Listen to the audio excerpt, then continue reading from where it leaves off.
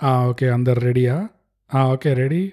1 2 1 2 3. స్వాగతం అండి అందరికీ, స్వాగతం సుస్వాగతం.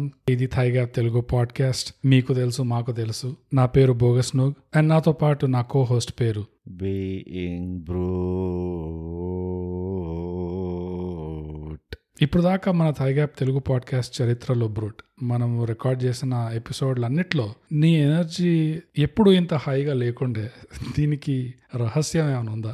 దీనికి ప్రథమైన కారణం ఇవాళ మనం రివ్యూ చేయబోయే చిత్రం నాలో ఉన్న ప్రతి ఏమంటారు కొసలో ఉన్న మానసిక బలాన్ని నశించి పిండి పరిచి అట్లా చెత్తలో పడేసింది. సో 10/10 అన్నమాట.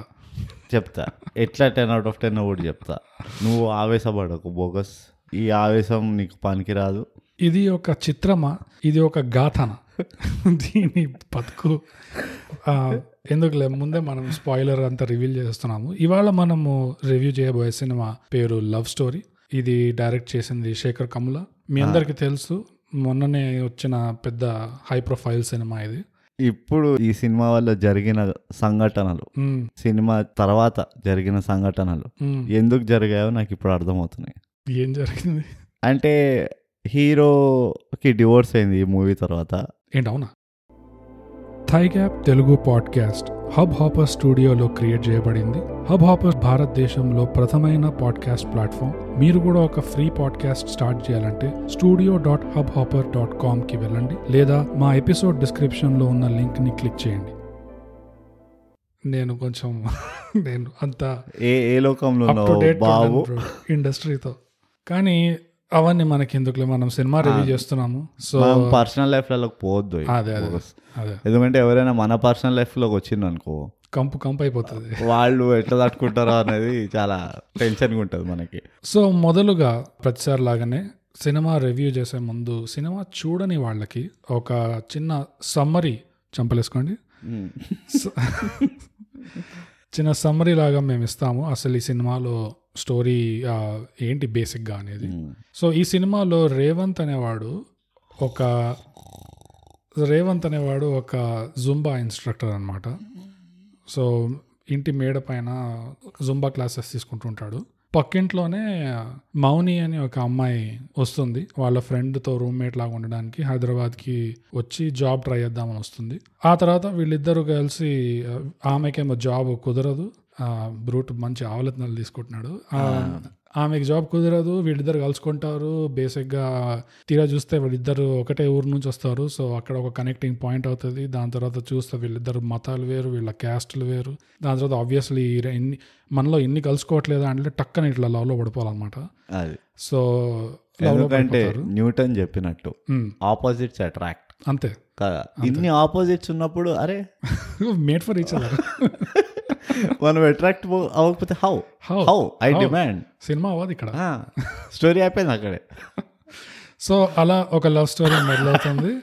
అట్లయినా బాగుంది.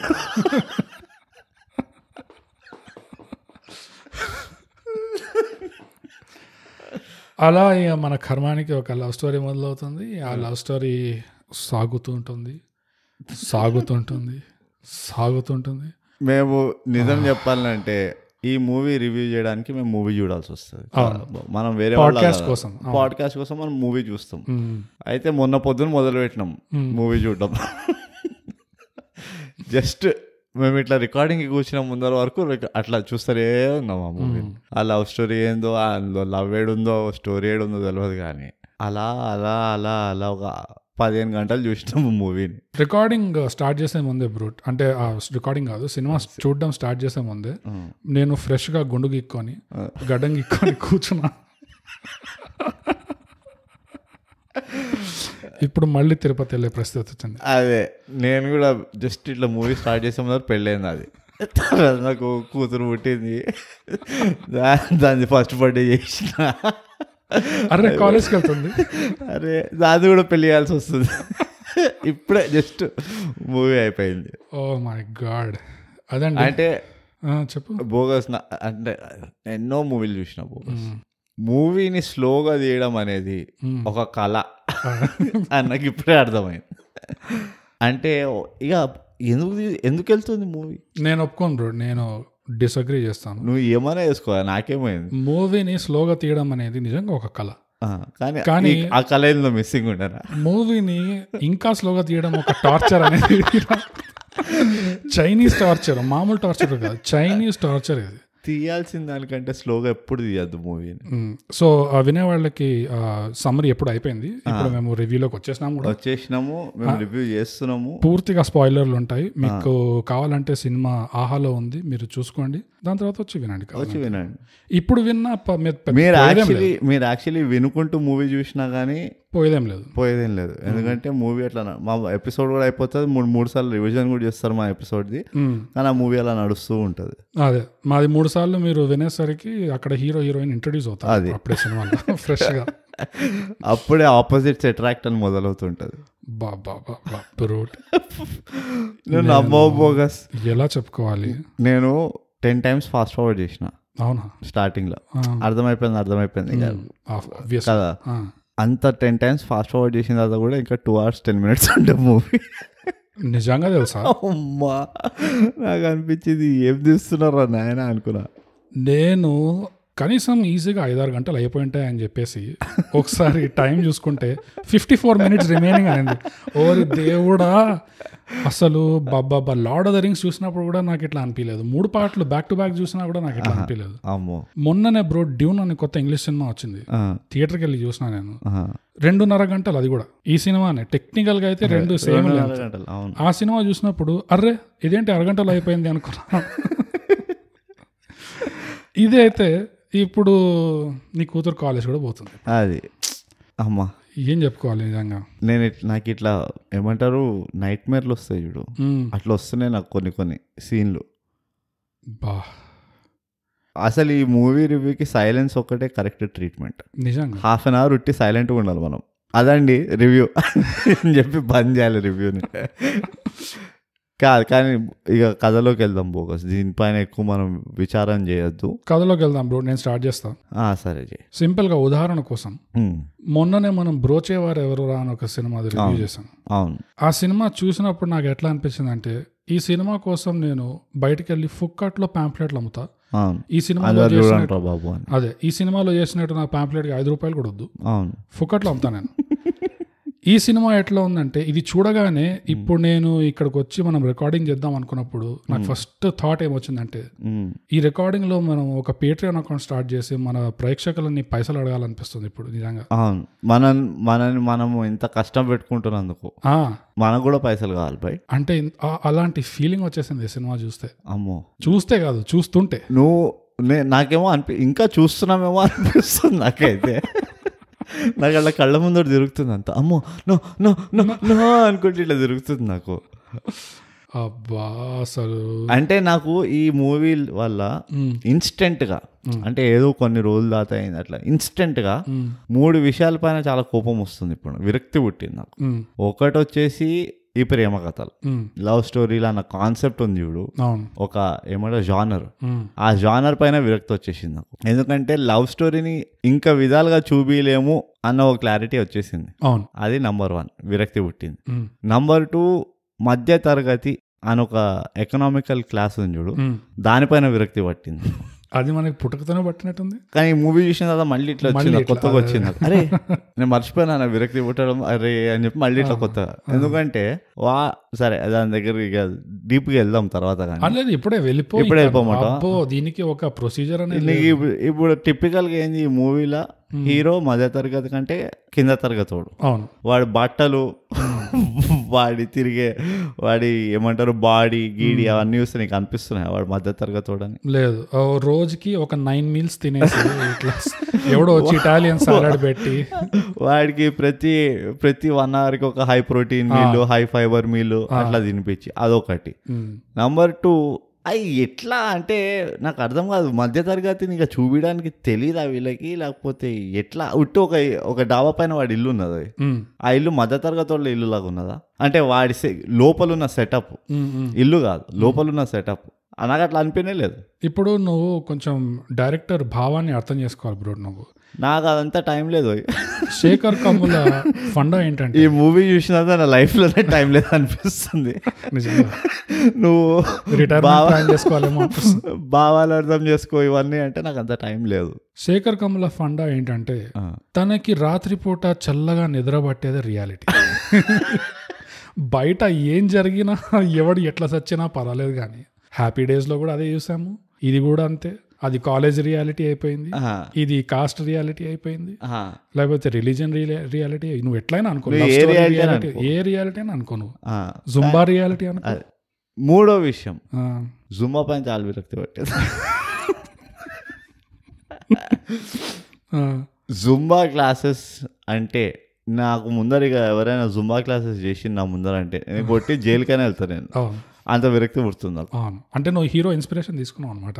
నేను ఇన్స్పిరేషన్ అంటావు, నువ్వు డిస్పిరేషన్ అంటావు. రేవంత్ కూడా అదే అంటాడు కదా లాస్ట్ లో, ఏంటి వీడిని చంపడం, వీడిని చంపినా నన్ను ఇప్పుడు జైల్లో వేసినా నాకేం పర్వాలేదు, వాడు చావాలి, వాడు చేసిన పనులు. కరెక్ట్. కానీ వాడేదో తప్పు చేసిండు కాబట్టి వీడు పోయి చంపాడు. నేను తప్పు లేకుండా చంపుతానేమో అని డౌట్ వస్తుంది నాకు, ఎవరైనా జుంబా చేస్తే నా ముందర. కానీ నీ ముందు ఎవడో వచ్చి జుంబా చేస్తే వాడు తప్పు చేసినట్టే కదా. ఎట్లా వాడేదో ఇదిగో రియలిస్టిక్గా జుంబా చేయడం ఒక అర్థం పర్థం ఉంటుంది, ఇందులోలా కాదు. వర్షం పడుతుంటే కూర్చొని అందులో జుంబా చేయి, ఆ ఎండ కొడుతుంటే ఎవడైనా first of all outdoor Zumba చేస్తాడు.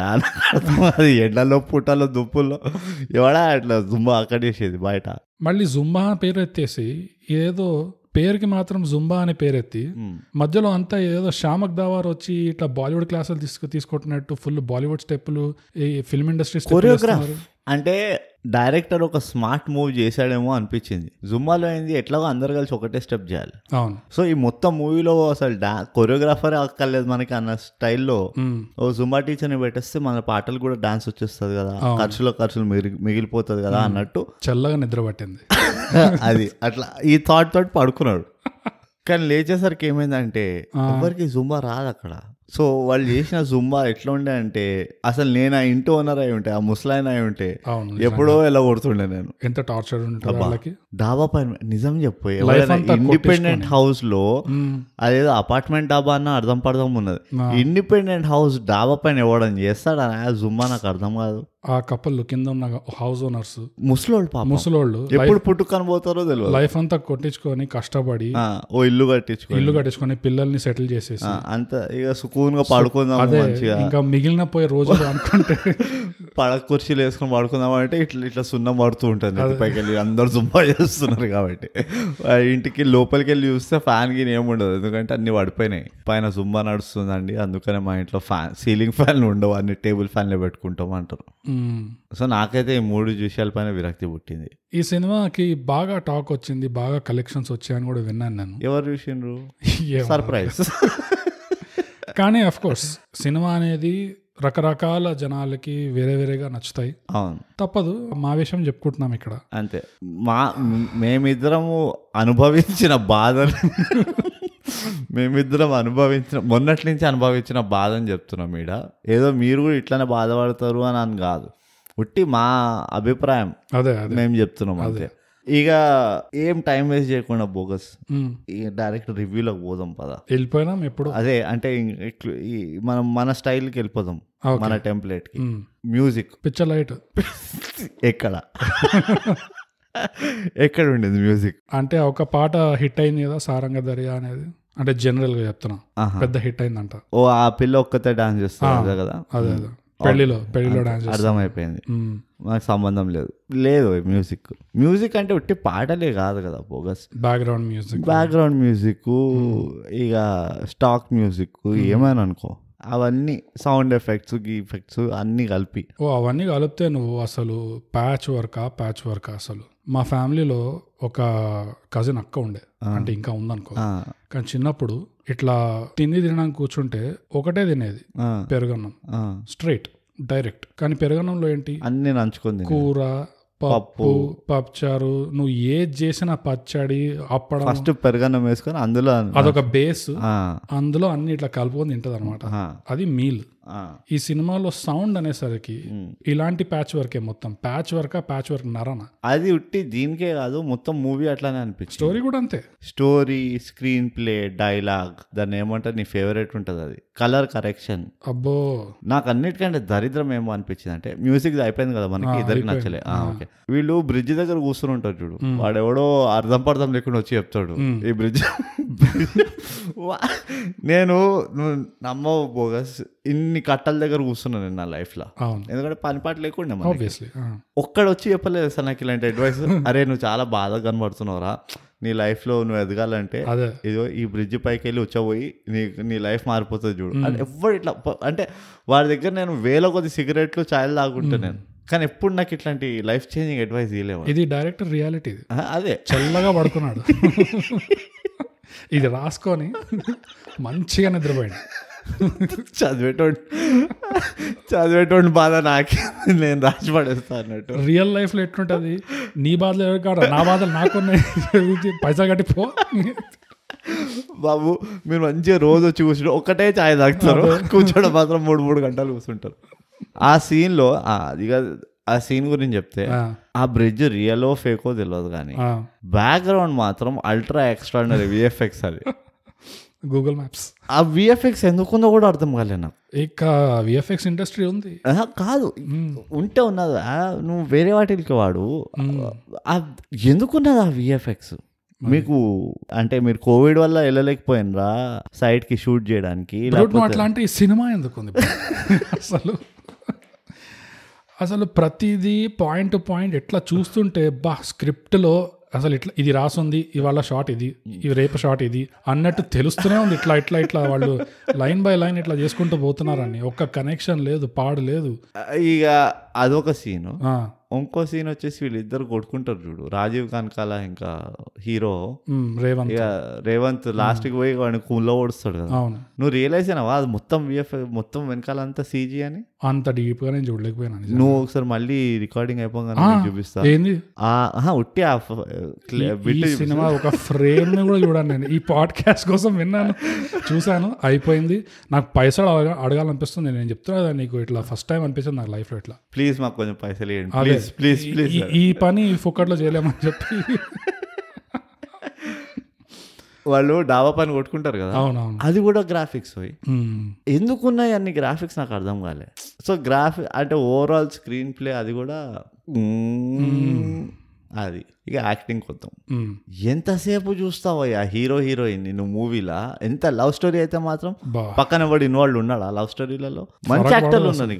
రాజీవ్ కనకాల మంచి యాక్టర్, ఉత్తేజ్ ఉన్నాడు మంచి యాక్టర్, రేవంత్ వాళ్ళ మదర్ మంచి యాక్టర్. నాకు వీళ్ళిద్దరే గుర్తుపెట్టాను, ఉత్తేజ్ ఇంకా రేవంత్ వాళ్ళ మదర్ కూడా మంచి యాక్టర్.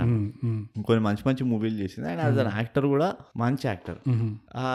ఇంకెవరు ఉన్నారు? ఆ హీరోయిన్ మదర్, మౌని మదర్. అవును, మౌని మదర్ కూడా గుర్తుపెట్టాను, పేరు తెలియదు కానీ ఆమె కూడా మంచి యాక్టర్.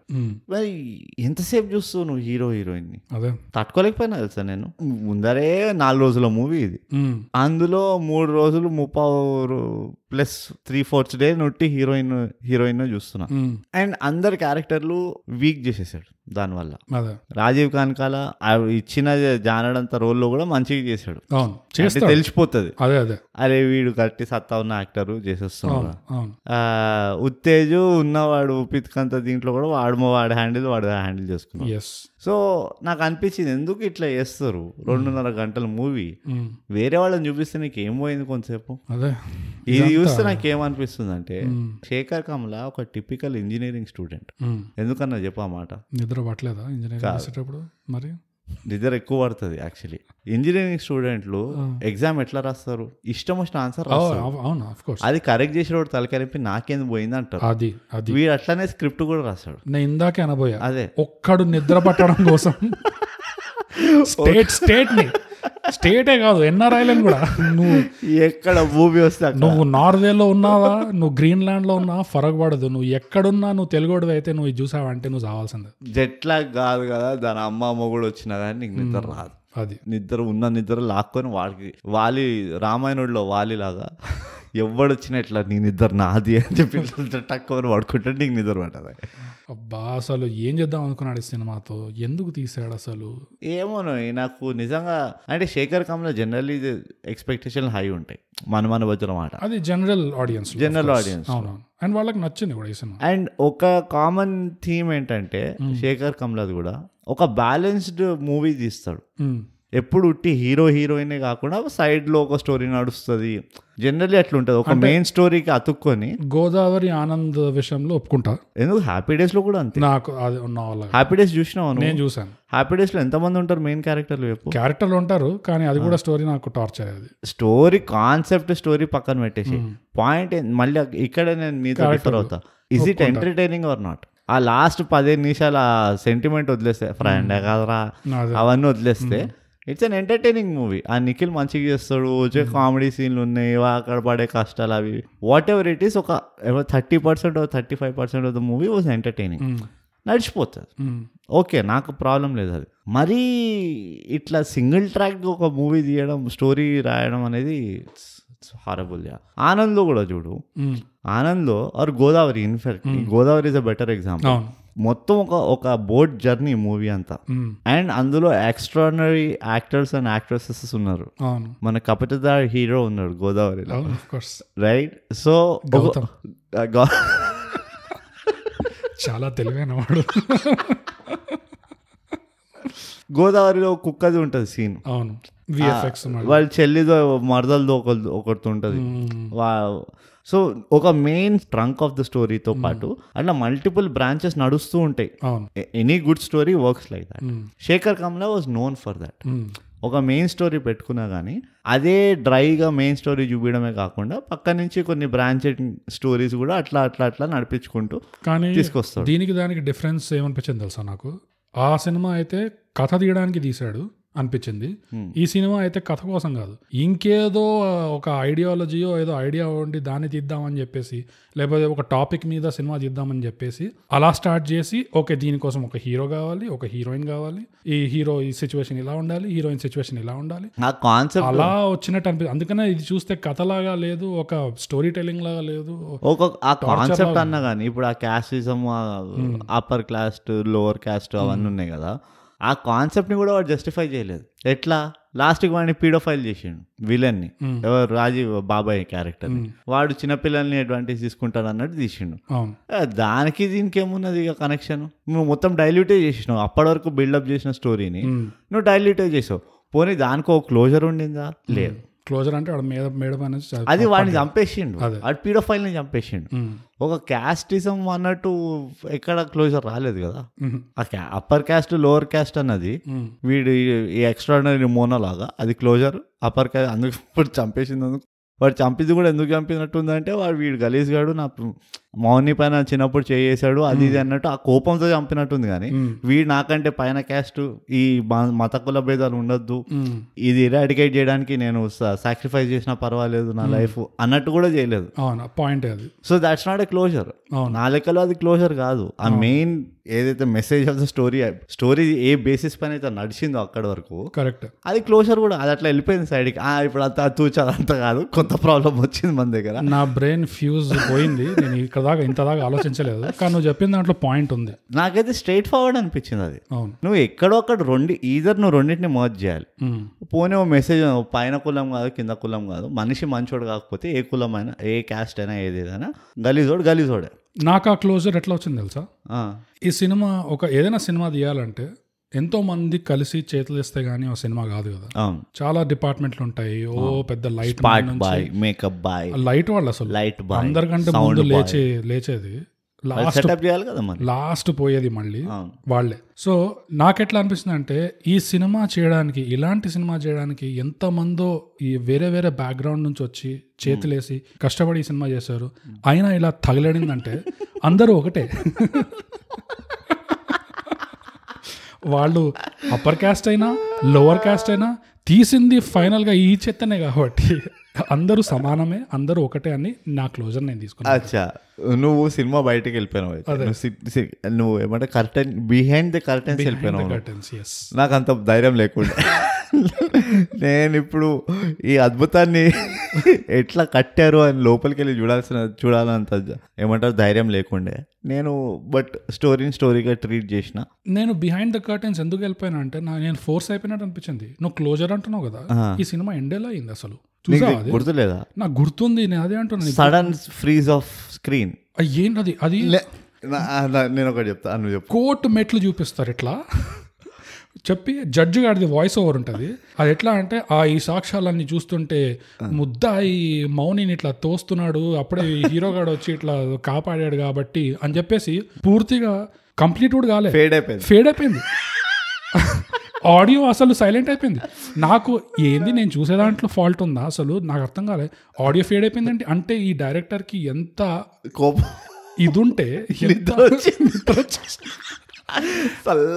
అంటే చెప్పడం కూడా మనకి అవసరం అనుకోలేదు. మీరు అర్థం చేసుకోండి, హీరో కదా, హీరో కదా, ఈ లవ్ స్టోరీ ఇది. హీరో అంటే మరి 10 ఏళ్ళు జైల్లో వేస్తారా చెప్పండి? చంచల్ కూడా కూర్చుంటాడు ఊరికే. అది కూడా అదే రేవంత్ ఇక్కడ అట్లని చెప్పేసి అంటే అది కూడా నువ్వు నోరు తెరిచి చెప్పలేని సిగ్గేసింది నీకు అంతా. ఆడియో కట్ చేసేస్తావు నువ్వు. ఇంకా నయం జడ్జి వాయిస్ ఓవర్ ఎట్లా వచ్చిందంటే ఈ సినిమా ఆల్రెడీ 2.5 గంటలు నడిచింది కాబట్టి మాకు ఫిలిం అయిపోయింది కాబట్టి వీడు హీరో కాబట్టి ఇంకా ఈ కేసు డైరెక్టర్ చెప్పాడు కాబట్టి రద్దు చేయబడింది, స్క్రిప్ట్ లో రాసుంది కాబట్టి, డైరెక్టర్ పడుకున్నాడు కాబట్టి,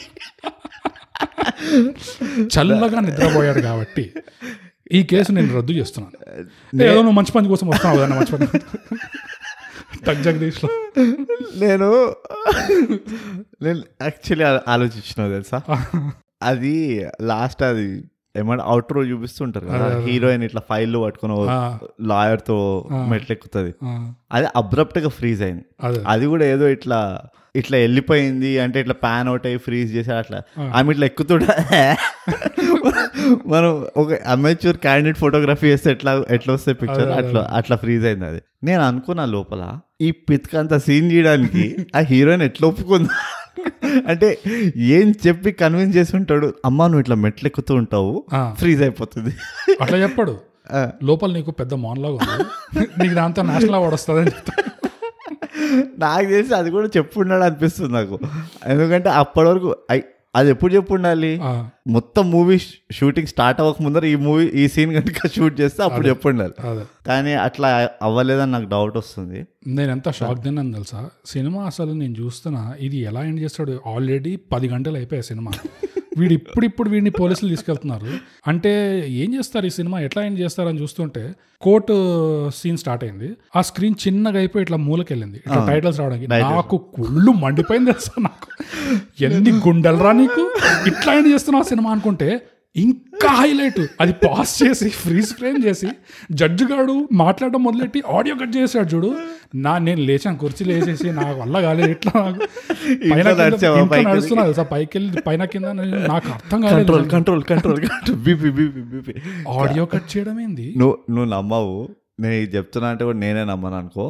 ఎప్పుడైతే పోలీసులు వేసుకొని వెళ్ళిపోతుంటారు కదా, నేను యాక్చువల్లీ సంతోషపడినా, చలో రా భయ్ వీడిని పెద్ద మెగాస్టార్ హీరో చేయకుండా రియలిస్టిక్ గా వీడిని పోలీసులు వేసుకొని వెళ్ళారు. రియలిస్టిక్ అంటే వీడు తప్పు చేశాడు, పోలీసులు వాట్ ఎవర్, వీడిని ఏదో పెద్ద అందరు ఊరోళ్ళు వచ్చేసి బాబు నువ్వు గ్రేట్ అలాంటి మెలో డ్రామాటిక్ చేయకుండా ఏదో కాస్త కూస్తో కొంచెం తీసుకెళ్ళారు. కానీ ఎప్పుడైతే మళ్ళీ వచ్చింది చూడు ఫాలో అప్, నాకు అప్పుడు అనుకునే మారరా మీరు మారరా రే మీరు మారరా.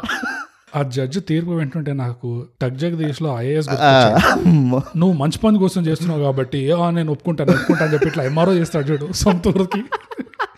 ఓరిని నువ్వు వీడిని చంపినా కానీ నువ్వు మంచి పని చేసావు కాబట్టి కేసు రద్దు చేస్తాను అన్నట్టు. అసలు మంచి పని కాదు, నువ్వు చంపినా నువ్వు కావాలని చేయలేదు కాబట్టి, నువ్వు ఏదో ఆత్మరక్షణ కోసం చేసావు కాబట్టి ఓకే ఇది మర్డర్ కింద మేము కన్సిడర్ చేయము, నువ్వు వెళ్ళిపోవచ్చు. ఏం చెప్పడానికి లేదో. రాజీవ్ కనకాల అది కూడా ఆ పీడో ట్రాక్ ఏదైతే ఉండో ఎంత సాగదీశాడు దాన్ని. సాగదీయడం వదిలేసి ఒక 15-20 సీన్లు వాడు రావడం, ఇది ఇట్లా ఆల్మోస్ట్ ఫెయింట్ అయిపోవడం, వాడు రావడం ఫెయింట్ అయిపోవడం. నాకు 2 సార్లు చూస్తేనే అర్థమైపోయింది ఇది బాడీలో రియాక్షన్ ఇస్తుంది అంటే ఏదో హరాస్మెంట్ కేసు ఉంది, దాన్ని ఏదో చిన్నప్పుడు ఏదో చేసి ఉంటాడు. ఎందుకంటే అన్ఫార్చునేట్లీ ఇది రియాలిటీ ఇది రేర్ గానే కాదు, అదే ఇది చాలా కామన్. ఇది అవును. అది మన ఇండియాలోనే కాదు, ఎక్కడ all over the world, across the world ఇది వేరే ప్లానెట్స్ లో సివిలైజేషన్స్ ఉంటే అక్కడ కూడా ఇది కామన్ అయి ఉంటుంది. కూడా కామన్. ఇంకో కమ్ముల రియలిజం ఏం చేశాడంటే, ఇదంతా ఇన్నేళ్ల తర్వాత పోయి అమ్మకి చెప్పుకుంటే అమ్మకి ఇట్లా మండి బాబాయిని కొట్టడానికి వెళ్తుందంట. రియాలిటీలో ఏమవుతుందంటే ఇంట్లో పిల్లలు ఒకవేళ బై మిస్టేక్ చెప్పినా కూడా గమ్మనుండు వాళ్ళ నోరు మూయించేస్తారు ఫస్ట్. అది కూడా ఊరులో, ఏంటి అది కూడా ఊర్లో, అది కూడా ఊర్లో, ఇది ఊరోళ్ళు.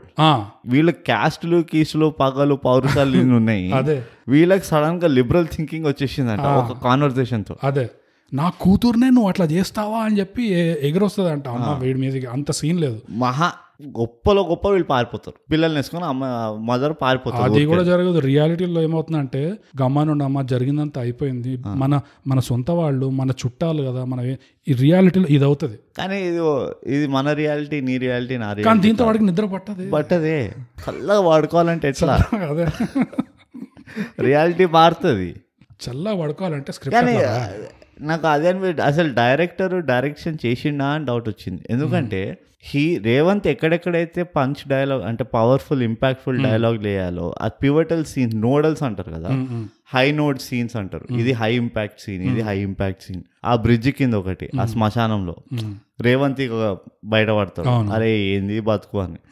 వాళ్ళ మదర్ దగ్గరికి వెళ్ళి వాడు చెప్తాడు, అది మీకు తల్లి అయ్యి నువ్వే వినకపోతే ఎవరి దగ్గరికి వెళ్ళి చెప్పుకుంటారు. ఇట్లా కొన్ని ఉన్నాయి. ఇది కాకుండా ముందరు కూడా మీ వాళ్ళు ఇంతే, హీరోయిన్ వెళ్ళి అంటది కదా మీ వాళ్ళు ఇంతే నమ్మాల్సింది లేకుండా అని. ఇవన్నీ ఉన్నాయి చూడు, ఇవి అన్ని హై ఇంపాక్ట్ సీన్స్.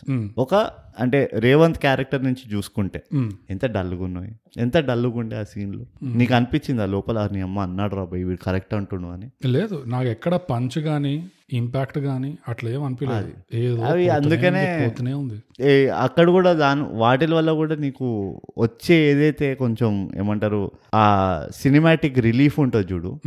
ఒక మంచి ట్రాజెడీ సీన్, ఇప్పుడు ఫర్ ఎగ్జాంపుల్ పోయిన మూవీలో 101 జిల్లాల అందగాడిలో మనం డిస్కస్ చేసాం, వాడు తల్లి వాడు కొట్లాడుకునే సీన్, అవును, వాడి ఫ్రెండ్ ఊరి నుంచి కాకినాడ నుంచి. ఈ రెండు సీన్లు మూవీలో రిలీఫ్ అంటారు. ఎందుకంటే కామెడీ అనే కాదు, ఒక మంచి ఎంటర్టైన్మెంట్ ఏంటంటే యూ షుడ్ ఫీల్ కొంచెం లోపల నుంచి, అరే ఎంత మంచిగా చేశారు, అరే ఎంత మంచి మాట అన్నాడు, ఎంత మంచి మాట అన్నది, అట్లా ఒకటి వస్తుంది నీకు లోపల నుంచి, అరే ఎంత మంచిగా ముద్దుగా చేశాడు. ఎక్కడా లేదు ఇక్కడ. ఇంకో ప్రాబ్లం ఏముండే అంటే వేరే క్యారెక్టర్లకి ఎక్కడ స్కోపే లేకుండింది. అవును, అసలు వాళ్ళంతా ఎందుకు హీరోయిన్ కోసం మిగతా వాళ్ళు బతుకుతున్నట్టు. అది అసలు అది వాడి ఫ్రెండ్లు ఉన్నారు, దాని ఫ్రెండ్ ఉండింది, వీళ్ళందరూ ఉన్నప్పుడు కొంచెమైనా నువ్వు ఒక ఏమంటారు ఒక ఇంపాక్ట్ సీన్ ఏదో ఒకటి, ఐ డోంట్ నో ఎట్లా చేస్తారో తెలియదు, కానీ ఒక ఆడియన్స్గా నువ్వు కోరుకునేది అంటే వీళ్ళలో ఎవడో ఒకడు ఒక జోక్ వేస్తాడు అని అనుకుంటూ ఉంటావు నువ్వు. కానీ ఆ జోక్ రాలేదనుకో, నీ అమ్మాయి ఎందుకున్నారా వీడు అని. అదే సో ఇంకా అది ఇంకో మనం ట్రోప్స్ అనుకుంటాం కదా, ఒక ట్రోప్ అని చూడు, వెయిట్ చేస్తుండే ఎప్పుడంటావా స్క్రిప్ట్ లో రాసుంటే చూడు, హీరోని అపార్థం చేసుకోవాల్సిందే ఈ సీన్ లో అనగానే హీరో వచ్చేసి అంటే అది కాదండి అట్లా మాట్లాడినవారు చూడు హీరోని. కానీ వాడికి చాలా టైం ఉంటుంది మాట్లాడడానికి, కానీ హీరో మాట్లాడేది స్క్రిప్ట్ లో డైలాగ్ ఉండదు కాబట్టి. అదే కూడా కాదు, వేరే ఏ సీన్ లో అయినా అదే సిచ్యువేషన్ వచ్చినా మాట్లాడతాడు, కానీ ఒక్క సీన్ లో మాత్రం సీన్ లో అది కాదండి నేను అంటే అక్కడ మొత్తం పూర్తిగా మాట్లాడు. ఎక్కడ ఇది రమ్మంటుంది ఇంటికి, బాబాయ్ వస్తాడు, బాబాయ్ని చూసి వీడు సినిమాకి పోతాడు, మెసేజ్ పెడతాడు, ఏం పెడతాడు, సినిమాకి వచ్చినామని పెడతాడు. ఎవడైనా మీ బాబాయ్ని చూశాను అందుకని నేను సినిమాకి ఆ ముక్క ఇంపార్టెంట్ ముక్క రాయలేదు అక్కడ. ఆబ్వియస్లీ ఇది సినిమాకి వచ్చామనగానే ఇది మండుతుంది. నేనేమో అక్కడ మూర్చబడిపోయి రాత్రంతా నేను పడుంటే నువ్వు సినిమా పోతావా అని చెప్పి దీనికి మడుతుంది. ఇది బిల్ చేసి వాడితో గొడవ పెట్టుకుంటుంటే నువ్వు ఎందుకు రాలేదు అనగానే అప్పుడే నేను చెప్పచ్చు కదా, మీ బాబాయ్ని చూశాను అనగంటే అది కాదు మీ బాబాయి అని ఇట్లా సాగదిస్తాడు. అది ఎప్పుడు లైన్లో, అది ఎప్పుడు క్యూ తీసుకొని డైలాగ్ అంటుందో అనగా బాబాయి బాబాయ్ చూసానే అని చెప్పి అయిపోతుంది. ఆ ఒక్క డైలాగ్ అనే లోపల నేను భోజనం చేసి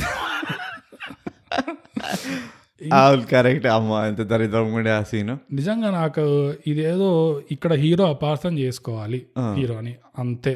దానికోసం సరే కనీసం సరిగ్గా డైరెక్ట్ అనే చేయొచ్చు కదా, అది అట్లా లేదు. అంటే మీ బాబాయ్ కానీ ఎందుకు అవుతుంది అంటూ బోగస్ మనం ఒక ఎపిసోడ్ చేయాలి అంటే ఆడియన్స్ ఇవి కోరుకుంటున్నారా, లేదా డైరెక్టర్లు మూవీ మేకర్లు ఎవరైతే ఉన్నారో వాళ్ళు ఆడియన్స్ ని స్టోరీనే గ్రాంటెడ్ తీసుకుంటున్నారా అంటే అది అనడం కష్టం అనుకో. ఏ డైరెక్టర్ కూడా నిజమే తీద్దాం కదా అని చెప్పైతే వాళ్ళు దే విల్ గివ్ 100%. నిజమేంటో చెప్పడం కష్టం, నాకు కూడా తెలీదు. నాకు అనిపించేది ఏంటంటే కొంతమంది ఆడియన్స్ ని చిన్న చూపు చూస్తారు, తక్కువ అంచనా వేస్తారు. కానీ ఈ డైరెక్టర్లు అలాంటి వాళ్ళు కాదే. ఏమో ఏజ్ తో ఇన్నేళ్ళు అయిన తర్వాత ఇండస్ట్రీలో ఎవరికైనా బోర్ కొట్టి ఏదో ఒకటి అట్లా ఏదో ఒకటి అవుతుంది కదా. మనం అంటే ఇది కోవిడ్ ఇంపాక్ట్ అంటావా అంటే ఎట్లా అంటున్నా అంటే నిజంగా అంటున్నా కోవిడ్ వల్ల ఈ logistic issues man power issues వచ్చినాయి కదా, దాని వల్ల ఇట్లా అవుట్పుట్ వస్తుంది అంటావా, లేకపోతే లేదు సంథింగ్ ఇస్ రాంగ్ అంటావా? అయి ఉండొచ్చు, కానీ ఇది కొత్త ఏం కాదు ఇండస్ట్రీలో. ఇది ఇట్లాంటి సీన్ తీయడం, అపార్థం చేసుకున్న సీను, ఇవి ట్రూప్లు, ఇవి నీ ఫేవరెట్. నీ స్లో మోషన్స్ ఉన్నాయి ఇక్కడ, నీ ఏమంటారు అదే నో ఇట్లా ఒకడు నుంచొని ఉంటాడు పొద్దున రాత్రి అయిపోతూ ఉంటది టైం ల్యాబ్స్ లో అవన్నీ ఉన్నాయి దగ్గర, మస్తు ఉన్నాయి అలాంటివన్నీ కుప్పలు ఉన్నాయి. మరి 5 రోజుల మూవీ అంటే నీకు కనీసం 1-2 తగలవా? కోవిడ్ ఇంపాక్ట్ లేదో తెలియదు, కానీ అంటే కోవిడ్ లేకపోతే ఇది బ్రహ్మాండంగా ఉండేదని కూడా నా నమ్మకం లేకుండే. ఎందుకంటే శేఖర్ కమల సినిమా అనగానే నా ఎక్స్పెక్టేషన్ తక్కువ ఉండే. అవునా? అవును, నా యాక్చువల్లీ ఎక్కువ ఉండే. అండ్ అదే that is what was you know ఏమంటారు was making me look forward for it. అవునా?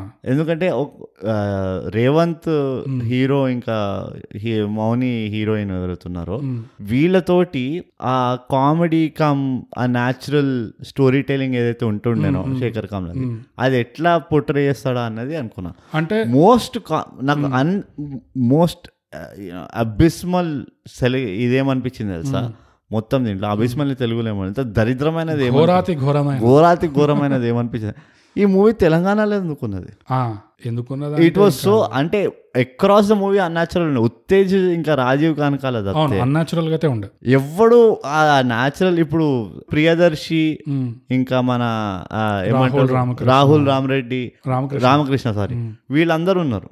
వీళ్ళందరిది న్యాచురల్, వీళ్ళు తెలంగాణ వాళ్ళు కాబట్టి ఆ న్యాచురల్. వేణుమాధవ్ ఉన్నాడు, వాళ్ళు తెలంగాణ మాట్లాడితే నార్మల్ గా తెలంగాణలో ఉంటది. శ్రీహరి యాక్టర్ ఉండే చూడు, ఆయన తెలంగాణ మాట్లాడితే కూడా బ్యూటిఫుల్ మాట్లాడతారు. ఏమ్రా ఏం చేస్తున్నావురా ఎట్లా కనబడతాడు, బ్యూటిఫుల్ చేస్తాడు. ఇందులో ఎందుకు అనిపించింది నువ్వు ఎక్కడి ఈ స్టోరీ నువ్వు ఎక్కడ పెడితే ఏమున్నది? జోక్ ఏంటంటే అప్పుడప్పుడు మాట్లాడుతున్నారు వీళ్ళు ఏదో అంటే కన్సిస్టెంట్గా న్యాచురల్గా మాట్లాడితే ఎట్లుంటుంది, రోజంతా రావాలి ఏం రాబాయ్ ఏంద్రా అది అట్లా సడన్గా ఇట్లా అరే అది మర్చిపోయినా అని చెప్పి గుర్తొచ్చి మాట్లాడినట్లు అనిపించింది నాకైతే. అయి ఉండొచ్చేమో, నేను అది కూడా అంత గమనించలేదు. ఎందుకంటే నాకు నిజంగా నాకు ఎక్స్పెక్టేషన్ ఎందుకు తక్కువ అనిపించింది అంటే ఇది ఆనంద్ గోదావరి తర్వాత ఈ సినిమా వచ్చుంటే నాకు చాలా హై ఉండేది ఎక్స్పెక్టేషన్. కానీ పర్సనల్ గా హ్యాపీ డేస్ చూసాక నాకు అప్పుడు అర్థమైంది, ఓకే నిద్ర చూసుకుంటున్నాడు, నిద్రపోవాలి, కొంచెం ట్రాక్ మారింది ఇక్కడ అని చెప్పి నిద్ర ముఖ్యం ఇప్పుడు అనేసి నాకు అర్థమైంది. అందుకని దీని మీద పెద్ద ఎక్స్పెక్టేషన్ లేకుండే. సినిమాలో ఇంకో హైలైట్ నాకేమనిపిస్తుంది అంటే బ్రో, అన్నిటికంటే హైలైట్ సీన్ ఒక మొంటాజ్ సీక్వెన్స్ వస్తుంది. ఆధార్ ఫ్రాడ్ ఎట్లా చేయాలి, పాస్పోర్ట్ ఫ్రాడ్ ఎట్లా చేయాలి, అది మొత్తం ఇట్లా మొంటాజ్ సీక్వెన్స్ లో ఇట్లా ఉత్తేజ్ ఎక్స్ప్లెయిన్ చేస్తుంటాడు ఒక పోలీస్ ఆఫీసర్. ఇదిగో ఇప్పుడు నువ్వు పోయి ఇది చేస్తే నీకు ఆధార్ వస్తుంది, నువ్వు ఇది చేస్తే ఆధార్ని పట్టుకోపోయి నువ్వు పాస్పోర్ట్ తెప్పించుకోవచ్చు, నువ్వు ఇట్లా ఫ్రాడ్ చేయొచ్చు అట్లా ఫ్రాడ్ చేయొచ్చు. ఇది ఎట్లుందంటే ఒక సినిమాలో ఎక్స్ప్లెయిన్ చేస్తారు మళ్ళీ సీన్ బై సీన్. అంటే ఏంది అందరు లేచిపోవాలా, ఏంది మేము ఇట్లా హాలగాలం ఇక్కడ మక్కిలు ఇరగొడతామా ఇట్లా లేచిపోతుంటే ఏంది, ఇంట్లో చుట్టాల్లాగా మేము లేము అయ్యింది అసలు. కానీ ఎట్లా ఉందంటే మీరు బాంబు చేయాలి, ఇప్పుడు మీరు బాంబు తయారు చేయాలి. బాంబు ఎట్లా తయారు చేయాలంటే మీరు ఒక 20 కోక్ బాటిల్లు 1.5 లీటర్ తెచ్చుకోండి, కిలో జీలకర్ర, ఒక మెంటోస్, పసుపు ఇంత 1/4 కిలో పసుపు మొహానికి రాసుకోండి సేఫ్టీ కోసం అని చెప్పేసి ఇట్లా సీన్ బై సీన్ ఇట్లా బాంబ్ మేకింగ్ ఎట్లా ఎక్స్ప్లెయిన్ చేస్తే సెన్సర్ బోర్డ్ ఏం చేస్తుంది, మెంటోస్ వేసే ముందు అందులో నట్లు బోట్లు వేస్తే డ్యామేజ్ ఎక్కువ అవుతుంది. అదే గాజు ముక్కలు వేస్తే గాజు పొడి వేయండి, గాజు పొడి. అసలు నాకు అర్థం కాలేదు ఇది ఎట్లా క్లియర్ చేశారు ఇంత క్లియర్ గా వీళ్ళు ఈ ఫ్రాడ్ ఈ ఫ్రాడ్ ఎట్లా చేయాలో ఎక్స్ప్లెయిన్ అంటే వీళ్ళు ఇక్కడే నువ్వు చాలా తక్కువ అంచనా వేస్తావు మన ఇండస్ట్రీని. మనం రిసెర్చ్ చేసినాం ఒక్క సీన్ కోసం. రిసెర్చ్ చేయడానికి పోయి ఒక ఎక్స్ పోలీస్ సూపరింటెండెంట్ తోటి గుఫ్తగూ చేసాం మనం. గుఫ్తగూ చేసి మన పోలీస్ డిపార్ట్మెంట్ లో బాగా అర్థమైన ఫేక్ స్కామ్ ఏది, ఎట్లంటే ఇట్లా చూడగానే పట్టగలిగే ఫేక్ స్కామ్ ఏది అంటే చెప్పారు. ఇట్లా చాలా ఉన్నాయి, స్టార్టింగ్ లో ఇట్లా చేస్తుండే చాలు మాకు ఒక్కటి చాలు, మేము జస్ట్ అట్లా పెట్టుకోవాలి ఒక సీన్, ఇది అంతా పబ్లిక్ కామన్ నాలెడ్జ్ కదా ఇట్లా చేస్తారని. అంటే అవునా అందరు చేస్తూ ఉంటారు, పట్టుకుంటూ ఉంటాం వదులుతూ ఉంటాం అంతా, ఓకే అదే చాలు అట్లా వాళ్ళు రిసెర్చ్ చేసి ఆ సీన్ కి అట్లా డిసైడ్ చేసిండు. అట్లా చాలా డీప్ వెళ్తుందో. ఎప్పుడైనా శేఖర్ కమలా అంటేనే డెప్త్. ఊకని పడుకుంటాడు అనుకున్నా, పడుకుని ఇవన్నీ కళలు చూస్తూ ఉంటాడు, అరే ఇట్లనా అట్లనా అని. అబ్బా నీ నిద్ర కాదు కానీ నాయన, మాకు నిద్ర లేచినా ఇప్పుడు ఇవాళ నేను పడుకోగలను. నువ్వు ఏమిస్తుంది తిక్కలేస్తుంది నాకైతే బ్రో. నిజంగా టైం అయిపోయింది.